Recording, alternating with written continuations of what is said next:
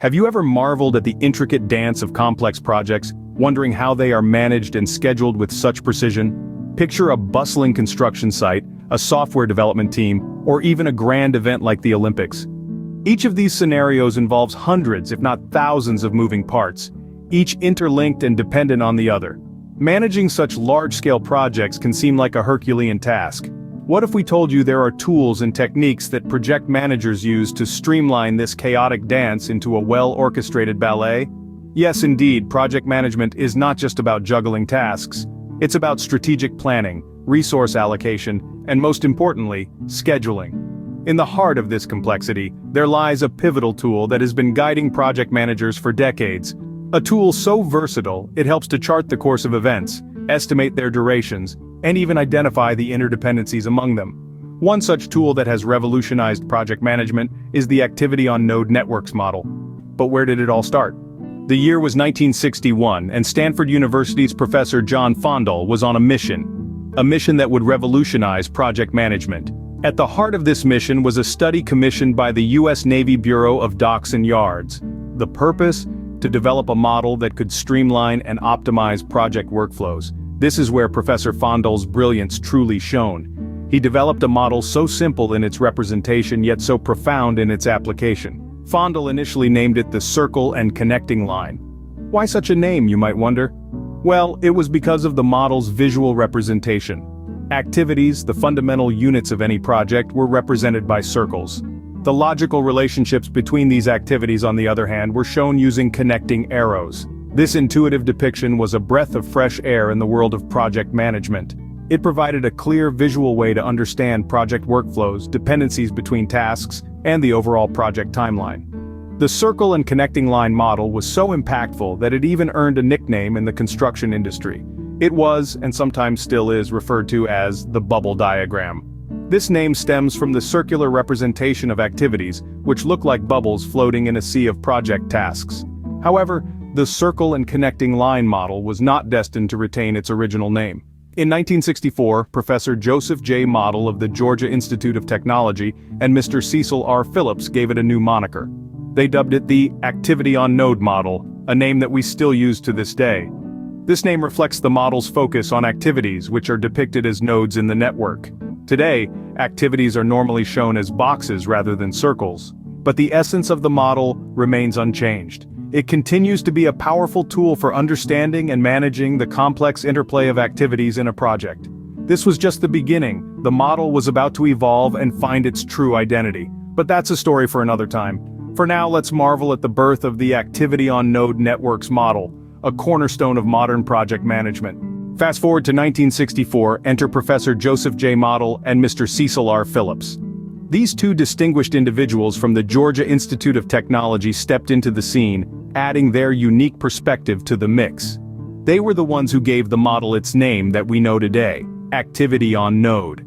This name was chosen because in this model, activities are represented as nodes, while their logical relationships are depicted as the connecting lines, or arrows. Interestingly enough, even though the model has evolved and is now commonly known as Activity on Node, some folks in the construction industry still fondly refer to it as bubble diagrams.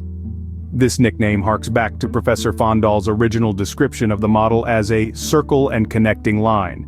It's a testament to the model's enduring legacy and its adaptability over time. As we delve into the evolution of the model, we should note that its core essence has remained unchanged. It was designed to simplify the complex process of project management, and it still does that today. What has changed, however, are the tools and technologies that we use to implement it. Today's software solutions allow us to create and manage these networks with incredible precision and ease. But fundamentally, the model is still about identifying activities, understanding their relationships, and planning them effectively to achieve the project's goals. The renaming of the model by Professor Model and Mr. Phillips was not just a superficial change. It marked a significant step in the model's evolution, making it more accessible and understandable to a wider audience. It was no longer just a tool for the U.S. Navy Bureau of Docks and Yards, but a model that could be applied to any project, in any industry. The model was now ready for broader application, but what does it consist of? Well, stay tuned as we delve into the basic elements of an activity-on-node network in the next scene. The activity-on-node networks model is not just a name, it's a method with unique elements. To better understand this, let's delve into the basic elements that make up this model. Firstly, each activity in the network has a unique alphanumeric identifier. This identifier is typically a number. It's like a name tag that helps us keep track of each activity. It's not just a random number but rather a unique identifier that helps us differentiate between the multitude of activities that may exist in a project. Secondly, every activity comes with a unique concise description. Think about this as the activity's bio. It's a brief explanation of what the activity is, what it will involve, and what its objectives are. This description is essential as it helps to clarify the purpose of the activity and its role within the wider project. Now onto the third element. It's the estimated activity duration. This is essentially a prediction of how long the activity will take to complete. This estimate takes into account available resources, anticipated production rates, and physical conditions. It's like a forecast, giving us an idea of how much time we should allocate for each activity. But these activities don't exist in isolation. They're interconnected in various ways. This brings us to the fourth element, the relationships between activities. In the activity-on-node networks model, the relationships are strictly finished to start. This means that a succeeding activity cannot begin until a preceding activity has been completed. It's like a relay race where the next runner can't start until the baton has been passed on, so we have unique identifiers, concise descriptions, estimated durations, and relationships. These are the basic elements that make up the activity-on-node networks model. But there's an important point to remember. All these activities need to be tied together in a sequence, from the beginning to the end of the project. But no project is complete without a starting and an ending point, right? This is where the concept of milestones comes in. In the context of the activity-on-node networks model, a milestone is typically used to mark the beginning and the end of the project. It's like the start and finish lines in a race. The beginning milestone could be the notice to proceed, and the ending milestone could be project complete. So, there you have it. The activity-on-node networks model is not just a fancy term, it's a method with unique elements that help us plan, manage, and complete projects. It's a tool that helps us navigate the complex world of project management. And now that we've covered the basic elements, we're ready to move on to the next part, the importance of milestones in this model. Stay tuned. In the realm of project management, milestones are the anchors that hold the project together. Picture them as the bookends of any project, steadying the flurry of activities from start to finish. In the activity-on-node networks model, these milestones take on a pivotal role, serving as the beginning and ending activities that seamlessly tie the entire schedule together. Now, what exactly does this mean? Well, let's dive a little deeper. Imagine a large construction project. Before any work begins, there's the notice to proceed. This could be seen as the first milestone, marking the official commencement of the project.